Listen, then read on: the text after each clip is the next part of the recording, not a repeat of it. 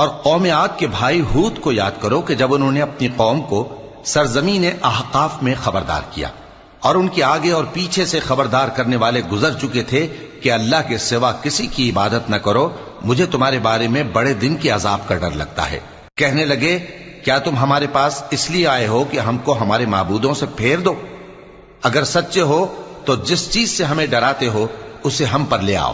पैगंबर ने कहा कि इसका इल्म तो अल्लाह ही को है और मैं तो जो अहकाम देकर भेजा गया हूं वो तुम्हें पहुंचा रहा हूं, लेकिन मैं देखता हूं कि तुम लोग नादानी में फंस रहे हो।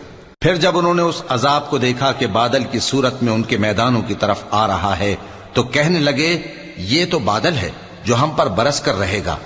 नहीं, बल्कि ये वो चीज है जिसके लिए तुम जल्दी करते थे, यानी आंधी, जिसमें दर्द देने वाला अजाब भरा हुआ है, जो हर चीज को अपने परवरदिगार के हुक्म से तबाह किए देती थी।